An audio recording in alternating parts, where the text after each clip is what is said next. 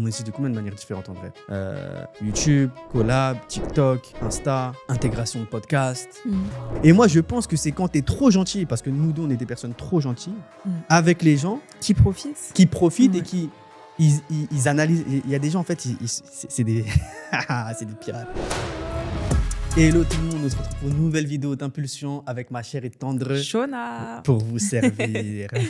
Aujourd'hui, on va raconter des anecdotes business, des histoires, et on va donner notre avis par rapport à toutes ces anecdotes et donner nos conseils business et nos recommandations. Donc, si tu lances ton business, si tu as déjà un business et que tu veux le développer grâce à la création de contenu ou autre, tu es sur la bonne chaîne. Et surtout, avant tout, Abonnez-vous à la chaîne, donnez votre avis en commentaire, des conseils aussi business, parce que c'est bien d'avoir plein de conseils. Abonnez-vous aussi à la newsletter, donc très très important. Le lien, il est dans la description. Et si vous aussi, vous avez des problématiques business ou des histoires liées au business ou des anecdotes, n'hésitez pas à les envoyer au mail qui est dans la description. C'est parti pour la première histoire. J'ai ouvert mon entreprise il y a 3 mois. Toujours pas un seul client. Je commence à perdre espoir. Salut les gars, il y a presque 3 mois, je me suis fait quitter par ma copine de 7 ans avec qui j'habitais en Espagne. aïe. J'ai tout quitté et je suis rentrée en France chez mes parents. Je rêvais toujours de lancer ma propre entreprise d'automation IA, un sujet qui me passionne beaucoup. Ok. Donc, c'est ce que j'ai fait. Au début, cette entreprise m'aidait beaucoup à ne pas penser à la rupture qui m'a fait énormément de mal. Ça me donnait un truc à faire où je pouvais me concentrer à 100% dessus. J'ai passé des jours et des semaines à bosser non-stop et ça m'a un peu aidé à oublier ma peine. Mais bon, le temps passe et j'ai toujours pas réussi à trouver un seul client.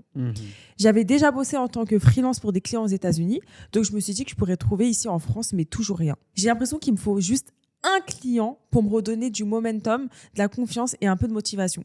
Mais bon, c'est dur de continuer comme ça. Vous en pensez quoi? Déjà, je pense qu'il a lancé son entreprise pour la mauvaise raison. Ouais, mais non, mais ça peut être une source de motivation. Moi, je suis pas d'accord.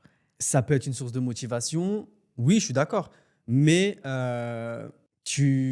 moi, tu lances une entreprise parce que tu veux solutionner un problème que tu as découvert, tu vois. Et là, pour le coup, lui, c'est pas vraiment ça. Après, tu me dis, bon, il a une expertise. Si, peut-être en vrai. Il a Il a pas dit c'était quoi exactement son entreprise et tout. En vrai, je pense qu'il y a un besoin, tu vois. Enfin, voilà. Oui, c'est de l'automatisation. Après, je pense IA, que bien sûr. du coup, sa rupture, ça l'a poussé à se lancer. Je pense que c'est juste ça. Mais en tout cas, tu n'as pas de clients. Il y a des choses à faire pour avoir des clients. James, dis-nous tout. Mais surtout qu'en fait, ça fait 3 mois. Dans l'histoire, il dit que ça fait 3 mois. 3 mois, c'est énorme déjà. En 3 mois, déjà, tu peux accomplir beaucoup de choses. Et il y a un principe qu'on oublie souvent, c'est la loi de Pareto, la loi de Pareto, donc le 80-20. Donc, mettre son focus sur les choses qui nous rapportent, mettre son focus sur les choses qui nous rapportent 80% de succès ou de résultats et 20% sur le reste, tu vois. Mais le truc, c'est qu'il faut réussir à savoir, à identifier ça au début. Et lorsque tu lances une entreprise, en fait, automatiquement, tu vas vouloir mettre ton focus sur des choses potentiellement qui t'animent, et ça va être créer un site web, créer un logo, créer une identité graphique, parce que c'est des choses qui sont cool à faire en vrai, tu vois. Et surtout, ça commence à donner vie à ton projet.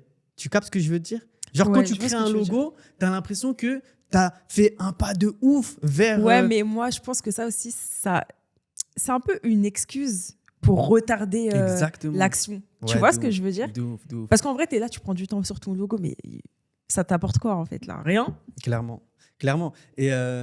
Et surtout que je pense que les gens appréhendent certaines choses dans le business, notamment la prospection, notamment le contact avec un potentiel client ou un potentiel prospect.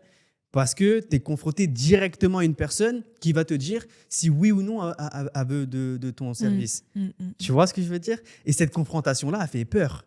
Et comme tu dis, je pense que c'est aussi retarder l'échéance parce que j'ai peur de me confronter vraiment au marché et de savoir si oui ou non je suis… Parce que déjà, il y a la peur de se confronter au marché et il y a aussi ensuite la peur d'avoir le oui et de se dire « Ah ouais, punaise, là, c'est mon premier client, je dois délivrer maintenant. » Parce que tu as cette pression-là aussi. Tu vois ce que je veux te dire?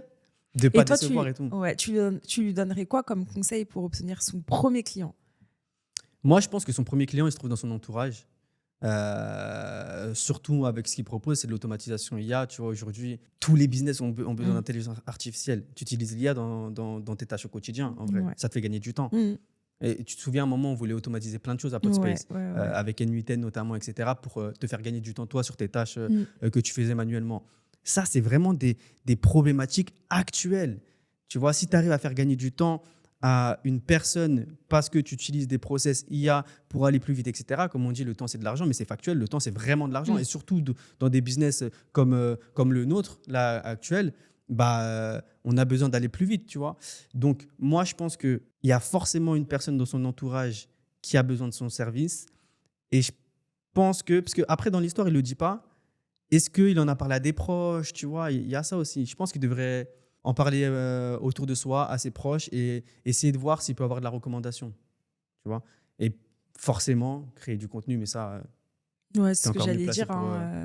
pour en Je parler. pense qu'il faut absolument qu'il crée du contenu.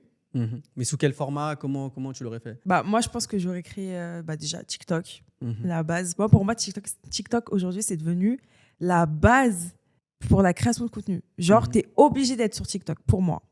Peu importe le domaine. Peu importe le domaine. Pour moi, c'est obligatoire.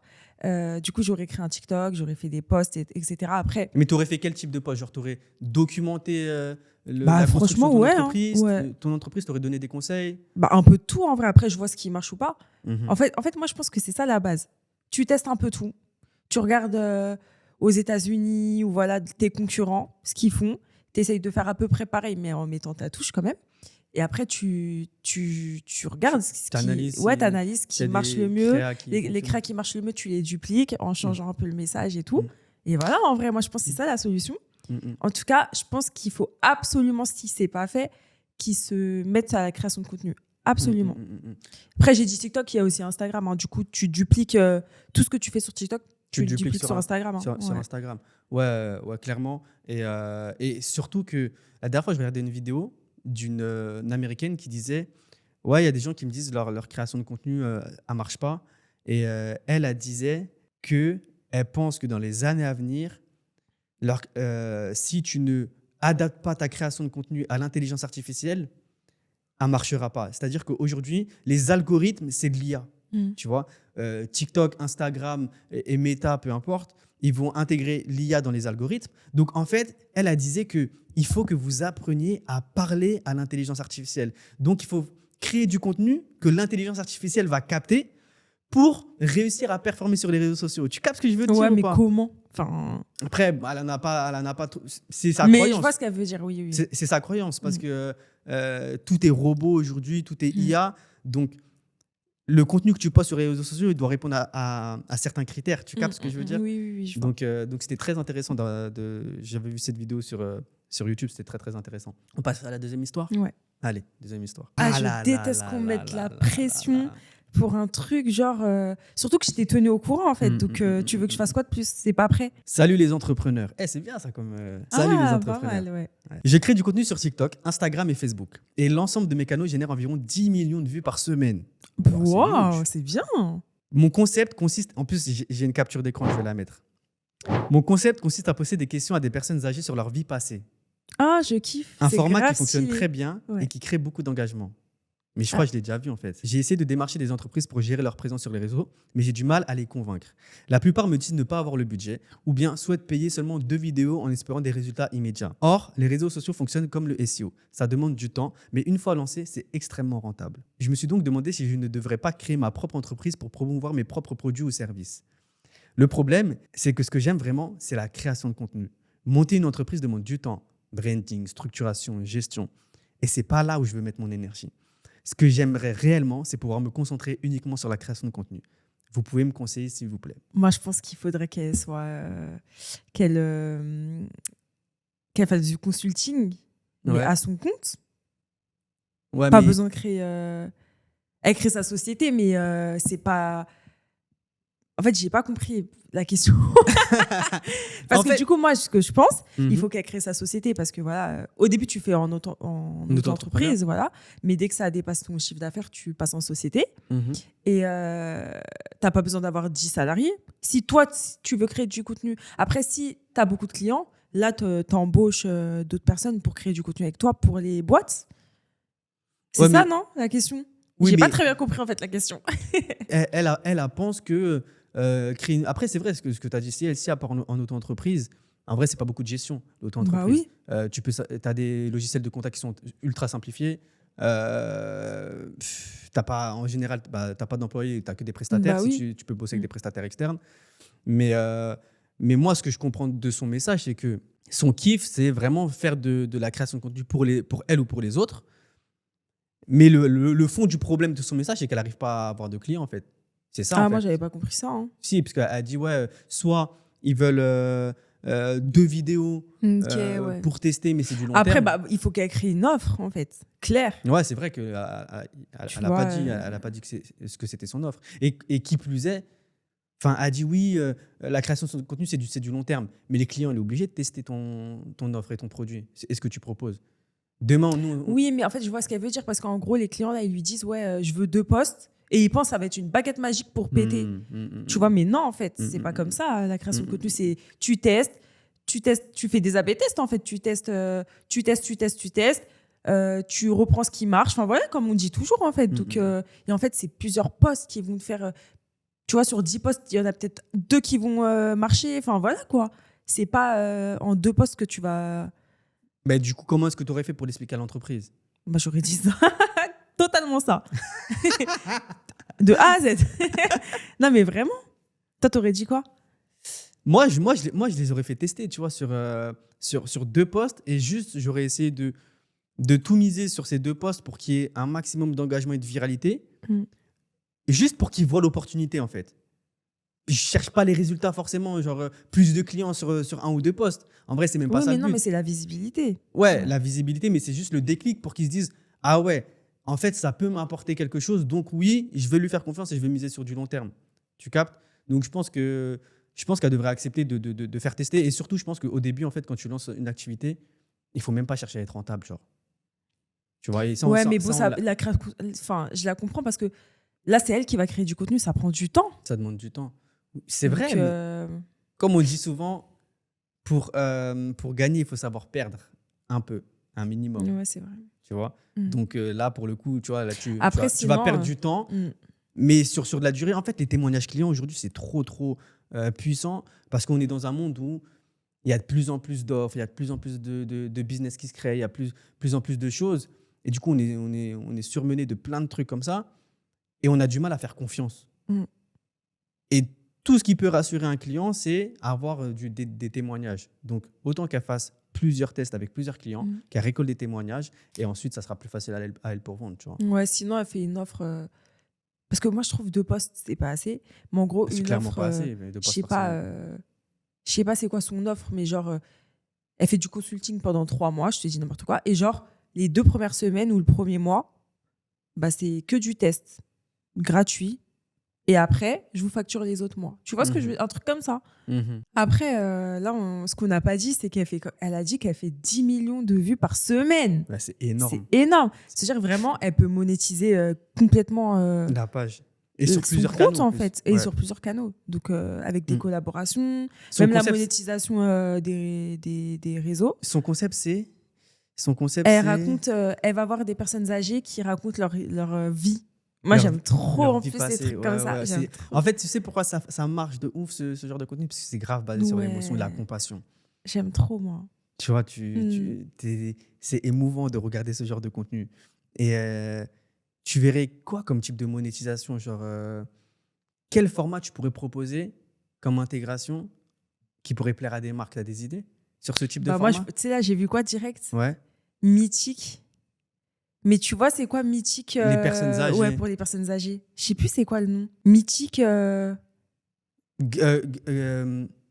l'avait vu en école de commerce. On avait fait un exposé sur ça. Non. Si vous savez, dans les commentaires, il y avait un site, une filiale de Mythique. Parlons demain, un truc comme ça. Ouais, je crois que ça passait à la télé aussi. Hein. Il y avait des pubs. Hein. Mais nous, on avait fait un exposé sur ça en école de commerce. Disons demain. Disons demain. Pile, putain. Demain. Voilà, bien joué. Il y a ça comme site de rencontre pour les personnes âgées. Et mais ça colle totalement. Ouais, c'est vrai, ça colle totalement. Donc, toi, tu retargetes ce genre de marque-là. Ouais. Mais dans le format, genre dans l'intégration, tu la ferais comment, l'intégration? Par exemple, nous, tu vois, dans les sujets mauvais, les intégrations, on les fait en racontant des histoires. Et on fait les intégrations au milieu des histoires pour que ça colle un maximum avec le format. T'as une idée ou pas? la personne âgée, elle peut faire l'intégration. Il faut qu'on prenne une petite com, hein.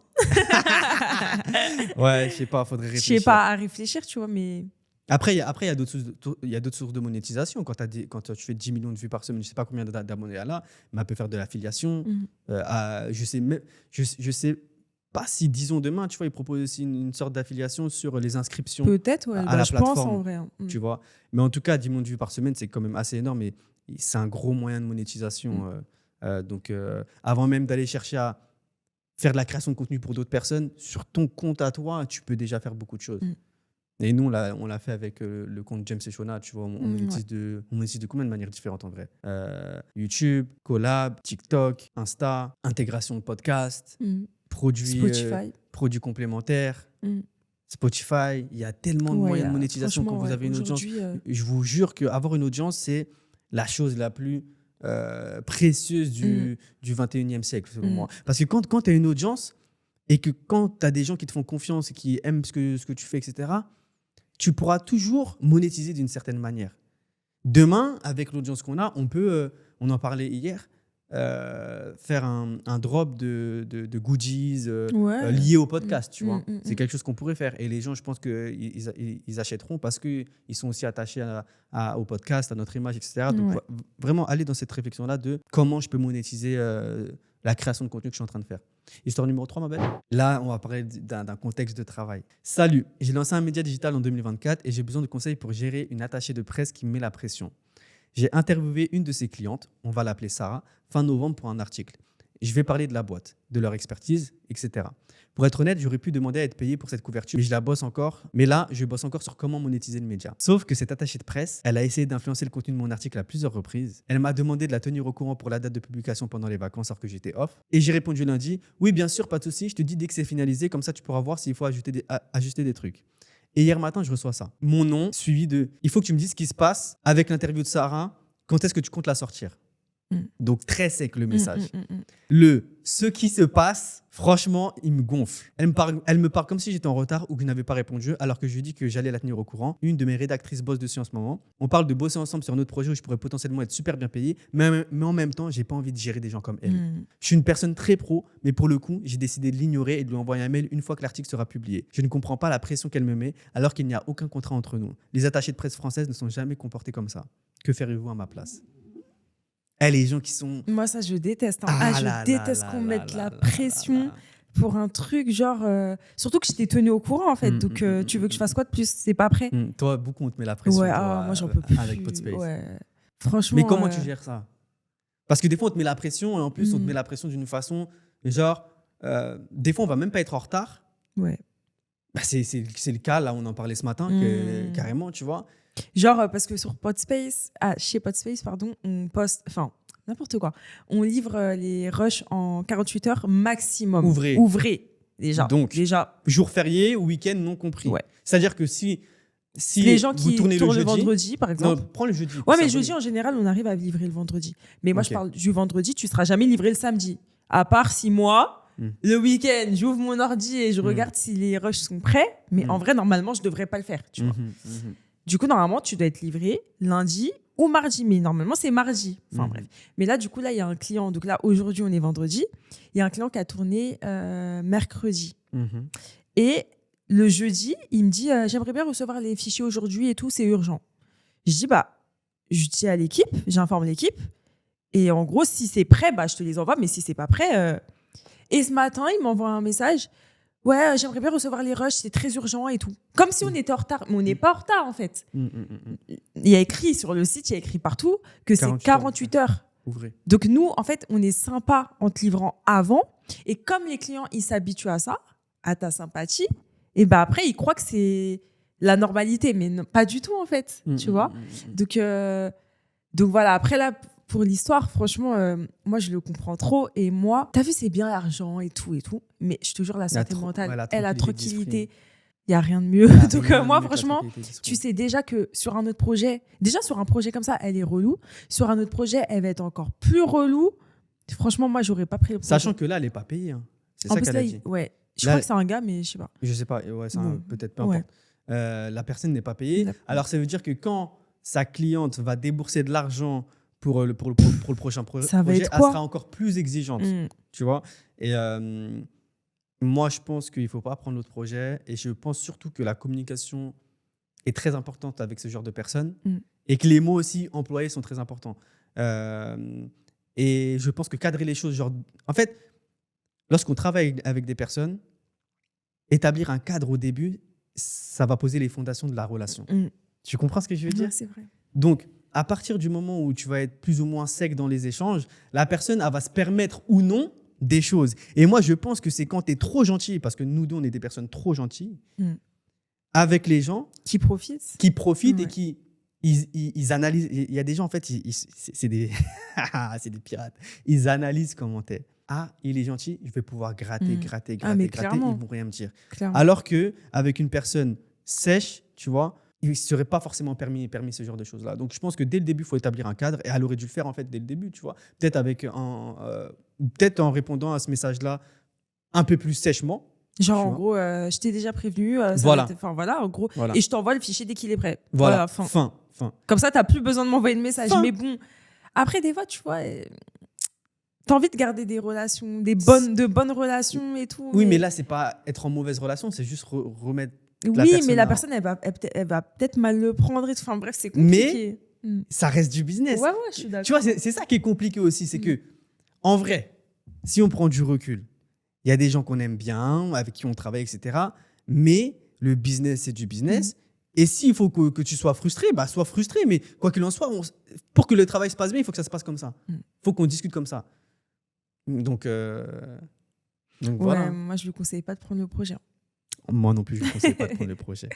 Bon, en tout cas, on espère que vous avez apprécié les histoires et les questions qui ont été posées. Et on espère que nos conseils ont été pertinents. Ouais. En tout cas, si vous avez des problématiques business, des anecdotes aussi, c'est très important que vous avez rencontrées soit dans le cadre du travail, soit en lançant votre entreprise, soit pendant la durée de votre entreprise, envoyez-les nous par mail. On les lira sur le podcast et on donnera notre avis et on essaiera de vous aider aussi si vous avez des problèmes ou autres. Donc voilà, n'oubliez pas de vous abonner à la newsletter, les amis. C'est 100% gratuit. On donne tous nos conseils pour développer un business grâce à la création de contenu. On se retrouve pour une prochaine vidéo. C'était Shona et moi-même. Peace.